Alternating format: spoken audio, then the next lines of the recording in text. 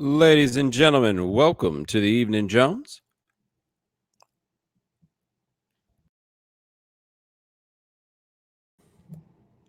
Sorry about that. If you're watching at theevenjones.com, need you to log on, use Twitter, password, Facebook, whatever you got, go ahead and log on. Once you do that, you can participate in our chat room. You can also send in your questions, type them out, put them up on the screen, old-fashioned type stuff, or if you got a webcam and headphones, I got a webcam and headphones. We can talk back and forth. I like to kind of start off with this with something from my little, regular life, at least, a little bit of that I might, want to share with some of y'all. I feel like I may have said this on a previous episode of this podcast, but I feel like it needs to be said again. Okay, you ready? If you are going to perform on the subway, I need you to understand that this is the big leagues. All right. So I'm on subway today. This dude get on. He started like busting various moves, except I don't even feel like the moves are being busted, right? Like he was like pressing hard on some moves, but it would be inappropriate to say that those moves were like busted. He tried to do like all of it. He tried to do like a little break dancing, but it didn't break. He tried to do a little pole work, but he ain't really had no spin about it.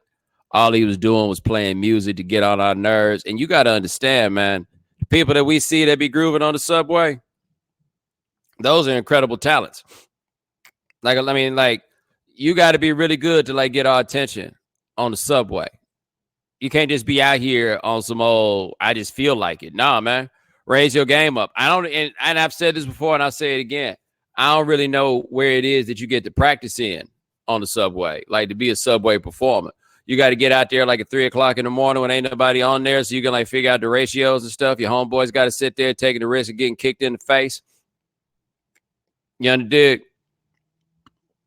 I don't know. Like the more I think about it, the more I marvel at the people who are there to, I would say, bring us joy while we ride, because sometimes it's a little bit of a hassle. So I can't say that's what they're there for. They're trying to get a couple bucks.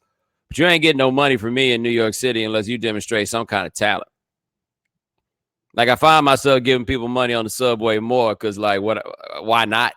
You know what I mean? Especially if they out here demonstrating some level of talent. But you got to impress me. You know why you got to impress me? I don't want to patronize you. I want to show you some respect. Also, interesting thing that happened today. I'm at work, minding my own business, and Black Panther walked past past the desk. Actually, me and Black Panther walked up at the same time. It was me and a bunch of other people. We was all wearing, like, we had tan coats, had like camel color coat. He was like, yo, what's up with everybody? The coats and the hats. And I looked at him. He had on some little jean jacket. It was like 35 degrees outside. I'm like, I don't know what you're doing with that little ass coat. Tell you got off the plane from LA. And then he left in another little ass coat. I don't know why. He wasn't really prepared. But anyway, talk for a second. No biggie. You know, like he said, he appreciated my work. Yeah, I'm stunting. Anyway, I get home tonight. I turn on one of the channels. It's got the Law and Order marathon on. I look up, and what do I see? I see the Black Panther as a murderer. He was a murderer, and he had a glass eye.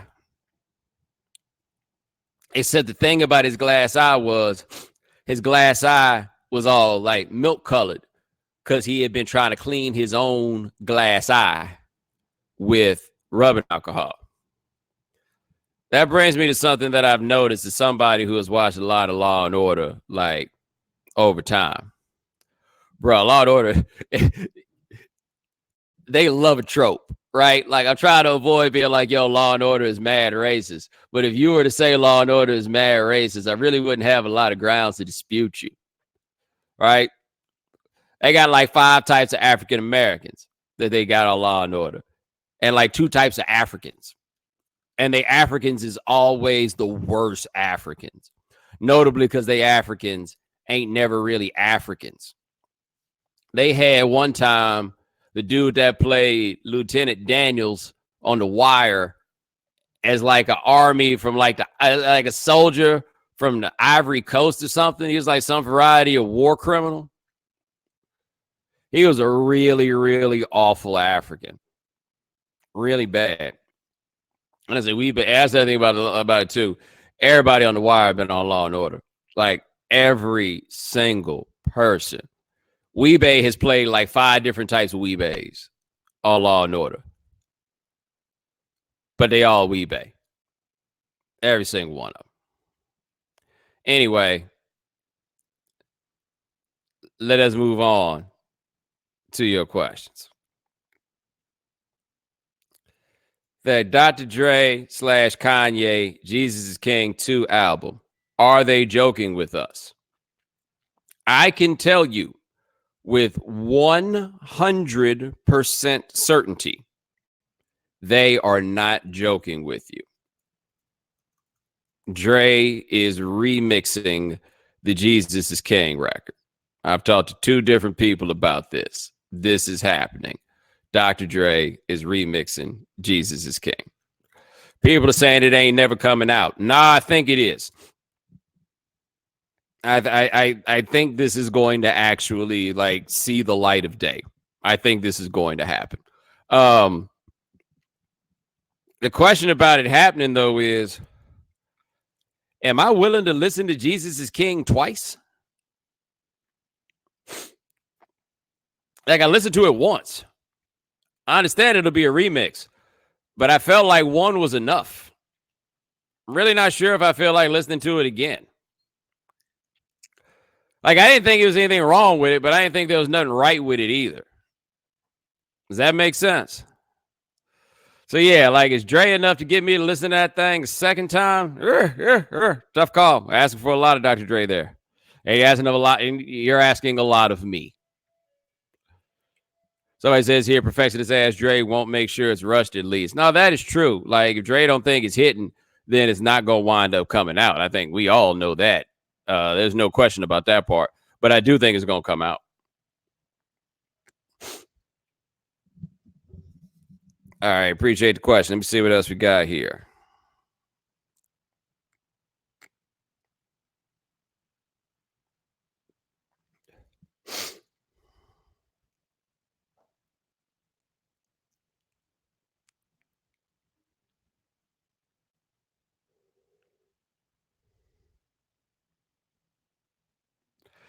After the mini drought Dr. Dre was in at the time, did you have any expectations of 2001 when it first came out? Oh, yeah.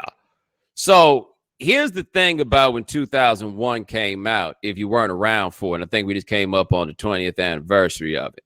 So you get like the collapse of Death Row and the Dre departure from Death Row, and you get that Aftermath album. And that Aftermath album, Dre was on this thing where he had determined or decided that gangster rap was dead, and that wasn't the direction that he was going in. And so you get like, even though it still had like East Coast, West Coast Killer on it, but then you got him doing the Tango for the Been There, Done That. And that Aftermath album was really an R&B album as much as anything else. Like, you got to remember, Dr. Dre did that damn Michelet album that one time. Like, that's not, like, that wasn't out of the realm of Dr. Dre. It wasn't a total flip. But the I Don't Do Gangster Rap No More, that was definitely a flip. And so that record came out, the Aftermath joint, in 96, and it was whack. Right? I mean, I ain't really. In fact, to be fair, I haven't gone back and listened to that in God knows how long. Maybe it wasn't whack, but I thought it was whack. But anyway, so that is in 96.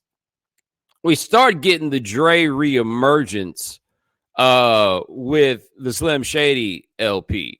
When that comes out. And Dre didn't really do that many tracks on the Slim Shady LP. He did My Name Is, he did the Guilty Conscience joint. I think he actually might have only done like one other track on there, but he didn't do a whole bunch of that. That was like a lot of the Bass Brothers and Eminem that were doing that record. But that kind of brought us back into the Dr. Dre consciousness. But the other thing that we had, Dr. Dre did the beat for a song called Bitch Please. And Bitch Please was the reemergence of both Dr. Dre and Snoop. And it firmly placed Exhibit as being on the I'm Down with Dr. Dre program, right? Because you got to remember that Snoop is in recovery mode at this point, too, because this is coming off the Games to Be Sold, Not to Be Told. After that didn't work, he got P to let him do like an actual West Coast record, like do his own record. And so he does this. And now Dre ain't with Death Row, Snoop ain't with Death Row. And so, boom, Now these cats are out here together. Like, they were back. So by the time 2001 is coming around, Dre wasn't really in a drought. It's like, yo, Dre back. And then I remember at some point, my brother had told me, and I don't remember where he heard it from, where he got it from, whatever. But my brother was like, yo, I'm hearing that 2001 is going to be as big a deal as the first Chronic. But that's when we thought it was going to be called the Chronic 2000. But he's like, the Chronic 2000 is going to be as big a deal as the first Chronic. Now, it didn't change the game like the first Chronic did. Like, the first Chronic was just like, I mean, it's a before and after kind of record, right? But 2001 was monster. It didn't really take nobody no time to figure out that it was monster. It was monster. And I feel like the other stuff is quite overwhelmingly better. Not overwhelming, that's too far, but better than the singles. Like, still DRE, I don't love that nearly as much as other people do. Forgot About Dre is pretty cool. But like The Watcher, well, the next episode, who that was a smoker. But The Watcher, what's the difference? Explosive, although the way I Be Pimping may have been better than Explosive. You can go look that one up. Let's Get High. Ooh, that one goes hard.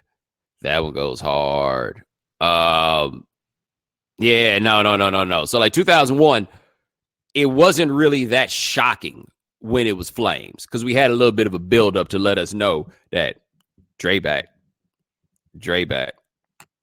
Somebody says here you have a preference between the two as far as which one you enjoy. Look, the Chronic, there's a strong argument to be made for the Chronic being the best rap record of all time.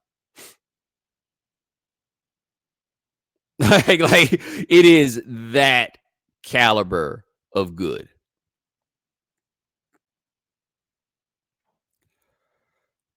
Appreciate the question. Let's see what else we got here.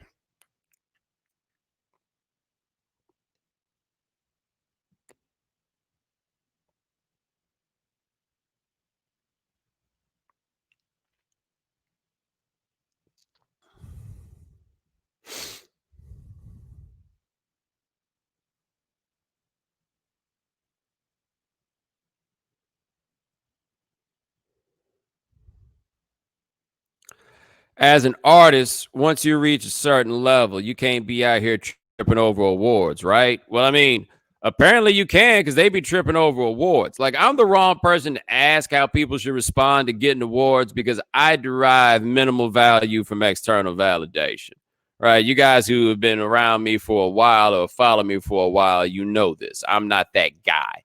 So to ask me whether somebody should care about an award, I mean, I'm always going to say you tripping, because that's not what I'm about. And in fact, no, to say that's not what I'm about, I don't like the way that sounds, but that's not how I do it. That's not me. That's not my inclination.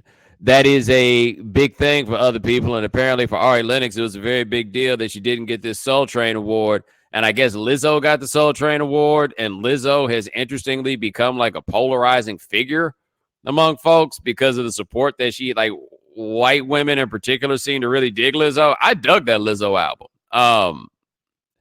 I didn't like love it, right? Like, I didn't turn me into no Lizzo fan necessarily, but I liked it. I thought it was good. But I find that a lot of y'all, man, y'all ain't here for it at all. At all. By the way, she went to high school in Houston. Maybe you did or did not know. I don't know. But Ari Lennox was just like, yeah, I can't get an award, so I guess I'm going to quit now, whatever it is. And I'm like, yo, one of y'all that's cool with her, can y'all give her a call? Anybody? One of y'all? Somebody give her a call? Like, this is not a great look. This does not nah. This is not good. This is not. Pull it together. Get to feel how you feel. I ain't never gonna tell somebody how they should or should not feel, but I will tell you what you should or should not tweet. All right. Don't recommend it at all. Do not recommend it at all. But no, man, these things matter to people. And we like it when people win awards and they're overcome by the emotion. Right? The flip side of that is the disappointment from not winning. And it's going to hit people in different ways. So I don't really want to come down too hard on Ari Lennox about that because I can see how that can hit you in a certain way. I'm just not that dude. But when you say, like, once you get to a certain level, you shouldn't care about awards, think about this, though. For Ari Lennox, she has gotten to this level, but this is new, right? Like to where she is now, this is new. And so this is the first chance she's ever had to win an award like this. Like, it's not like she's been nominated for like 15 Soul Train awards and she's tripping because she didn't get this one. She ain't never had the chance. So this is all brand new.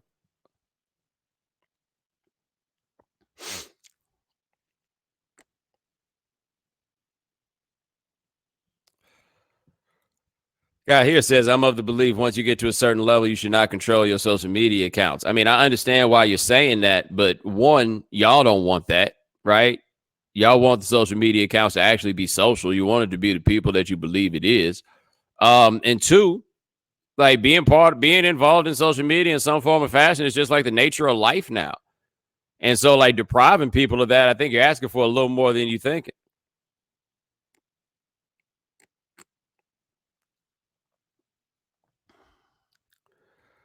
Appreciate the question. Let me see what else you got here.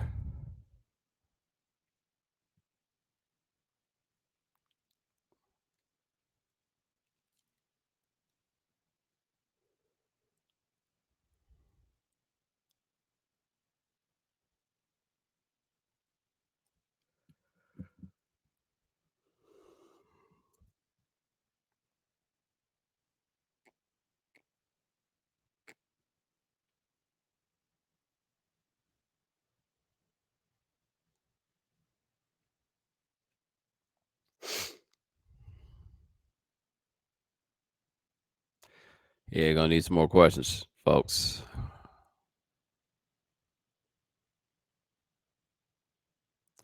If you paid it any attention, do you have any reaction to the ongoing racist events and attacks at Syracuse? I mean, I've paid a little bit of attention to it, but here's my question for you when you ask that. Like, what observation do you want me to give?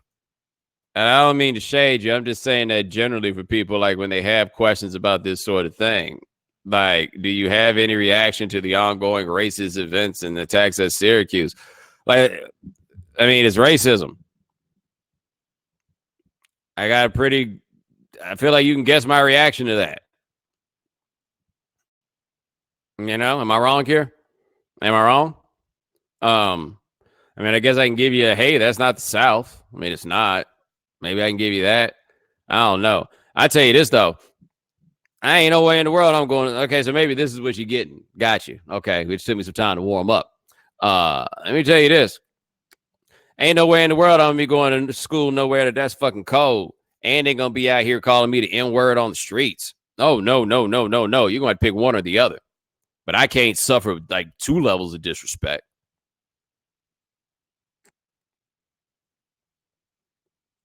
You kidding me? Like, can you imagine being up there in all that cold, like especially you from the South or something like that? You imagine being up there in all that cold, right? Your little Letterman's jacket that you brought from the crib just ain't standing up like you thought it was. You waiting for that big coat your mama gave you the money for to hurry up and come in the mail. You know what I'm saying? You walking around shivering, and then somebody call you the N-word. Like, yo, man, I'm going home.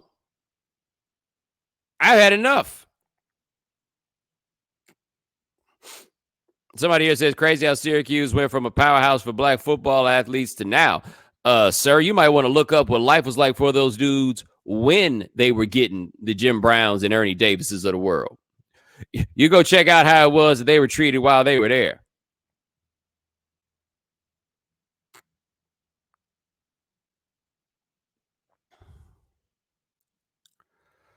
Appreciate the question. Let's see what else we got here. Who would be on your ESPN Family Feud squad? You know, this is an interesting question because Jalen Rose once went on to Family Feud. He was raising money for the Jalen Rose Leadership Academy. And he didn't show up with a single family member. Not a single family member. He showed up with Dave Jacoby, friend of mine who's a producer. I can't even remember who the other two people were. I think Jimmy King was one of them. Yeah, Jimmy King's one of them. Yes, and Jacoby had to save the day. It was not Jalen Rhodes' final hour in Fast Money. And yes, Brian, you're correct. Jacoby went on there with no belt. I definitely tweeted about this when it happened.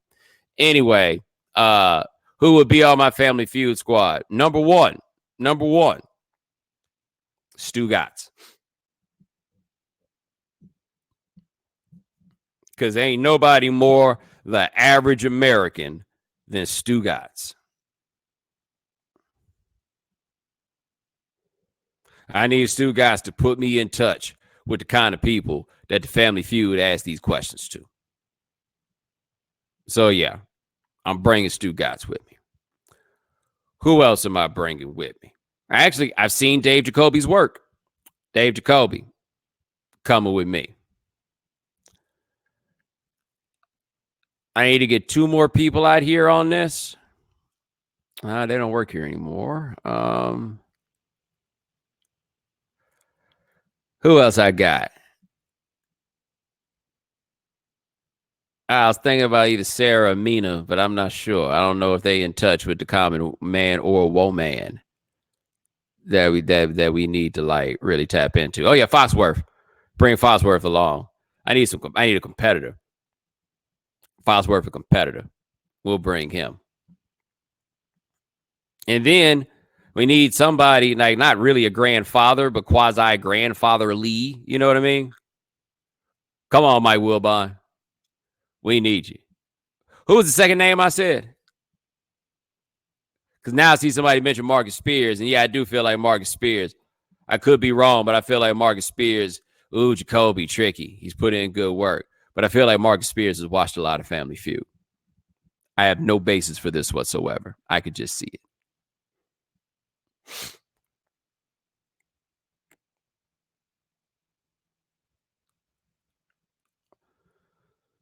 All right, appreciate the question. Somebody said no Pablo. Nah. I don't really feel like Pablo is providing too much on these kinds of questions. Oh, damn. The only thing, though, I don't know. Wilbon and Stu Gatz in the same place. Stu Gatz going to get one stupid answer, and Wilbon going to lose his mind. Y'all are saying that Kornheiser is built for this. Absolutely not. There's one thing Tony Kornheiser wants to make sure that you understand about him is that he is not the common man.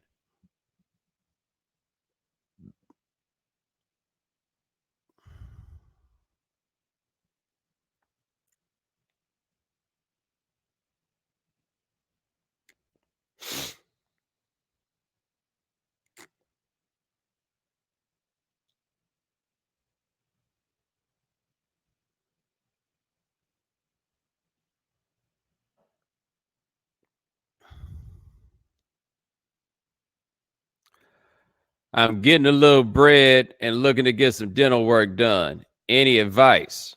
My brother, I don't mean you no disrespect,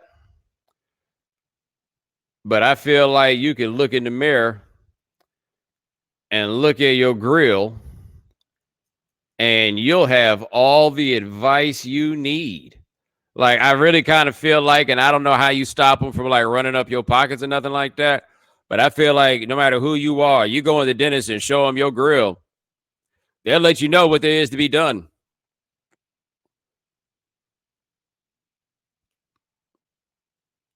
That's all you got to do. Walk in, give them the and they're going to let you know exactly what there is. Or you say, I need to touch up work on a couple of crowns. Hey, man, I ain't no dentist. I was just a dude with crooked teeth who got them fixed. Like, I can't actually give you advice on dentistry. Wow, you guys got a lot of faith in me.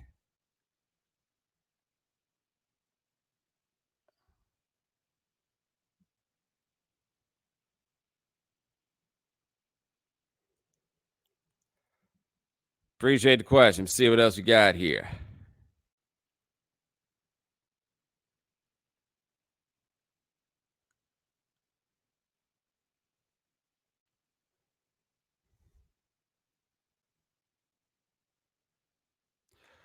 Does the current climate of America prevent songs like Back That Ass Up, Get Low, or I Want to Rock to be produced anymore? I'm assuming that you're talking about like from the climate like surrounding misogyny and stuff like that. No. I don't think that's the holdup. Right. I'm not saying this is the way the world should or should not be. Right. Like I'm not getting into a normative statement in that way.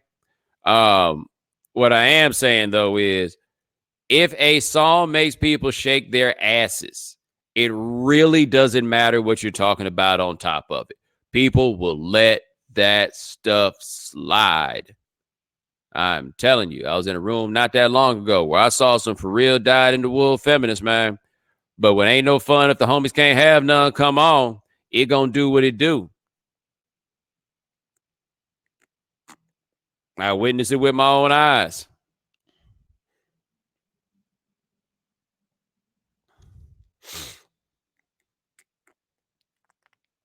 Yeah, somebody said Megan Thee Stallion whole performance vibe is what he's talking about. Yeah, like I mean, but the thing about Megan Thee Stallion on this kind of stuff is like her whole steez is kind of an homage to them songs that you're talking about. Like, in fact, like there's a I don't want to use the word feminism because I don't know if that's the appropriate usage in this, but there is an assertion of her own agency that is, I like to drop it, and you like it when I drop it. Both of which appear to be the case, for what it's worth. Which makes it perfect for like a Back That Ass Up 2020 to come out. Somebody need to make that happen. Can we get it Back That Ass Up 2020? I feel like Juvie could get in the lab with somebody and make it happen.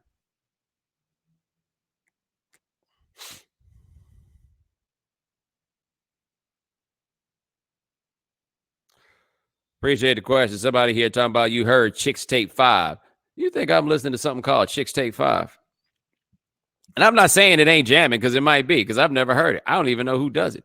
I'm just saying. You think I heard any of the four before it? And by the way, if you think I had, I appreciate you for feeling like my spirit has got that kind of youth in it. Because it don't.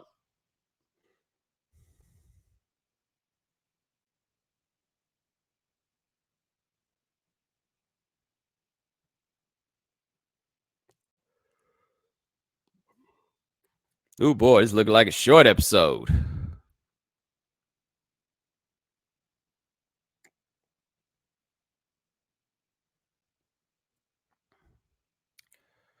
Do you get affected by weddings? All depends on what you mean by affected. Like, I really enjoy weddings because people are so happy, right? Like, it's hard for me to not be happy at a wedding because the people involved are typically so happy. And it ain't about you in the first place, so good for them. Like, that's typically the zone that I'm in when it comes to weddings.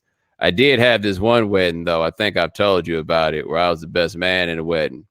And I'm assuming that the bride's never going to hear this. So anyway, the best man in this wedding and his woman's uncle was singing in the wedding. Right. And so we at the rehearsal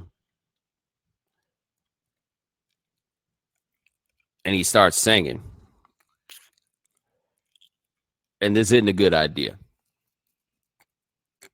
Like this isn't like this is his gift of love, I suppose. But I would have preferred something else, right? But the woman wanted him to sing at her wedding, so that's what we had. He's singing at the wedding, and I ain't think about it. And so we're at the actual wedding, and you know when you the best man, you just up there with the groom. You know what I'm saying? You don't walk no bridesmaid down the aisle or nothing like that. You just up there at the front. So I'm at the front, and you know, for the wedding, you know, I got ready. You know what I'm saying? So I'm up there at the front, and the bridesmaids and the groomsmen, you know, they've walked up, they've done that thing, they split up in the middle, and it's cool. And now it's time for the bride. Bride's there. I see the bride. Everybody stands up. Everybody turns and looks. I'm getting ready for da da da da, but I forgot. We're not doing da da da da. We're not doing that at this wedding. No, the uncle is singing. And so I'm preparing for da da da. And instead, I get a really heartfelt emotional version of Kenny Lattimore For You I Will.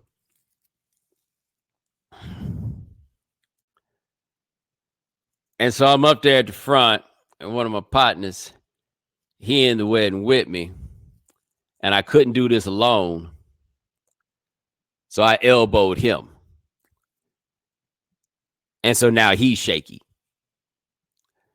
And so I wanted to laugh, right? But obviously I cannot laugh. I have nowhere to hide. I'm standing in the front. And so I just start smiling. And then every time I wanted to laugh, I just smiled harder. And then every time I wanted to laugh some more, I just smiled harder. And then every time I wanted to laugh some more, I realized I couldn't smile no harder. And that's when the tears started. That's when the tears began to fall from my face. My man says, fake choke up. Wasn't nothing fake, brother. I was crying. I was crying laughing. But I was crying.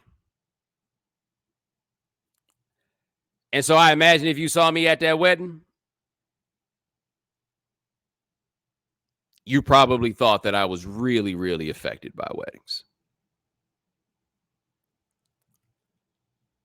Not quite. Not quite.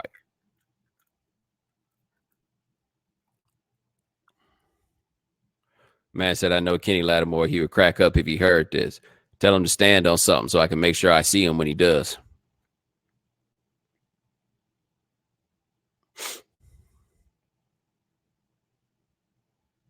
I got to be careful about doing stuff like that, man. You never know who out there listening. Kenny Lattimore could be a big fan, but Kenny Lattimore know he ain't that tall. He knows that's kind of a, somebody said low blow. You the one calling them low.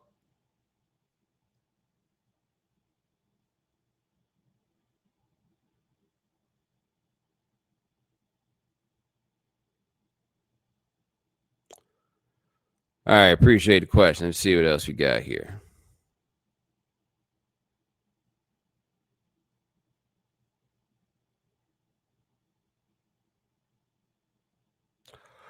Was it harder to hold it in when Pacquiao started singing? Oh, man. That was the hardest ever. They luckily edited out that actually, no. It was definitely harder to hold it in when Pacquiao started singing on HQ because I couldn't hold it in. I laughed. Dad elbowed, but Dad was so mad. I'm so sorry. I couldn't help it. He told Manny Pacquiao to sing. And look, you got to understand, Jimmy Kimmel be having Manny Pacquiao to sing just so we can laugh at it. You know what I'm saying? Like it ain't just me.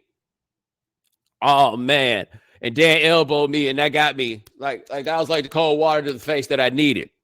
And I powered through. Because when he first started, I was trying not to laugh. I just started like nodding my head.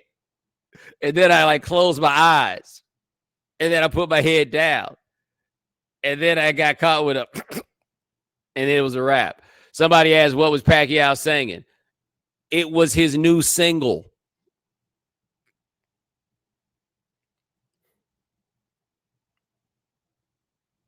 Like, I don't know what the song was. But it was, that's what, if I recall, what made it even worse, it was like dedicated to the Philippines.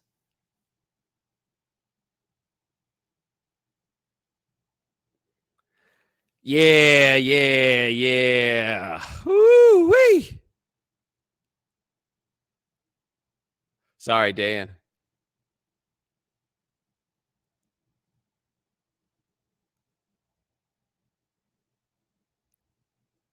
Say Manny might run up on me. Tell Manny to run up on Jimmy Kimmel first. He don't put you out there in front of America.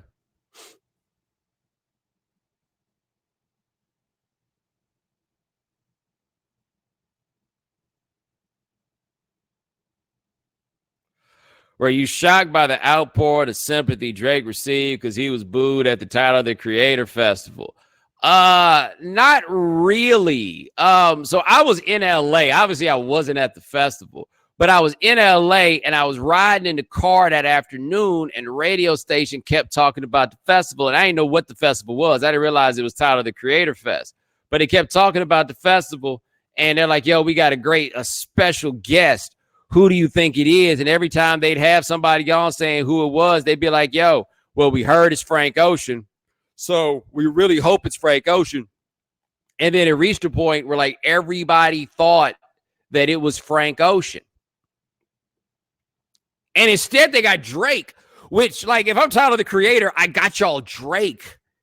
And y'all are mad because it's not Frank Ocean. Yo, that was wild. And I kind of felt bad for Drake because like the problem that Drake had there, what did Drake do to those people? Not be Frank Ocean. That was it. And, you know, the Frank Ocean thing is kind of a dog whistle for me. Like, I don't hear what y'all hear when it comes to Frank Ocean.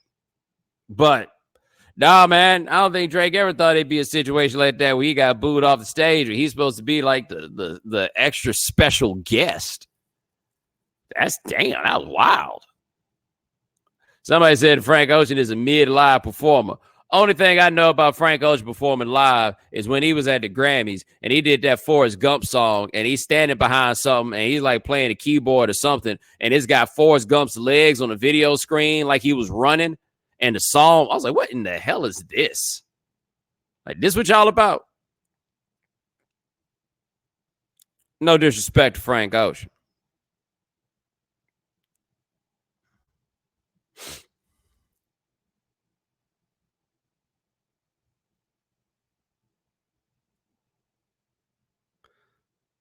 All right, let me see what else you got here.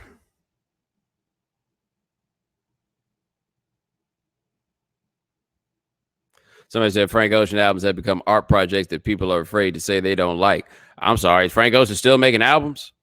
Like, I just don't pay attention like that. Is he still out here like making it happen?